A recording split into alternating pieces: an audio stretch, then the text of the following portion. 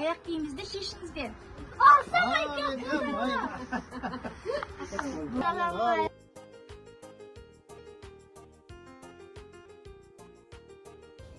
Ben balalar git turap vereyim sendерге. Келin.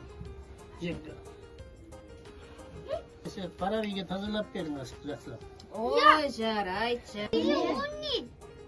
Бұл балалар асық. Асық малдың асық жілігінен алынады балалар.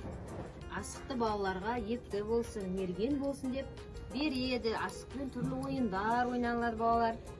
Асықты осылай жинаймыз. Қарындамды тойдырып алыңдар, сыртқа шығып, асықпен ойын ойнаймыз. Әйдәлі, мұна асықпен қала ойын ойнайды, қызық болып тұр.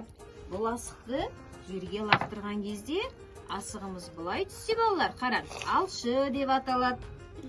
Ал былай түссе тәйке деп аталады.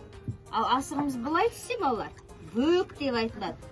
Ал былай түссе асығымыз оңға деп айтылады. Балаларым онда астан жеп отырмын, алып қойым, мен өзім қазір асық ойнаудың сәтін үйретемін. Ортаға асықты шашамын. Ішінде бір асығымыз қан асығы болады. Егер сол қан асығы кімге түссе, сол ойынды бастайды. Асығы қызыл түс болады балалар. Міне қазір ата мен әже асық алып келеді. Олардың асықтары өте көп.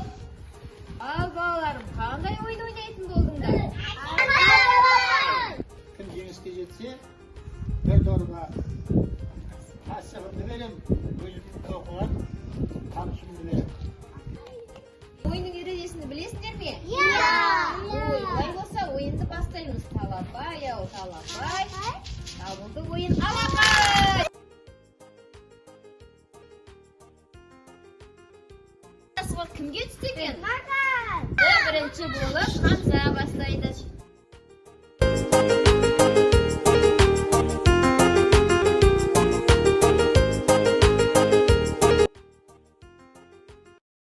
Талапай ойын. Ең күшті ойнаған балдарымыздың бірі Батырбек деген балаға береміз.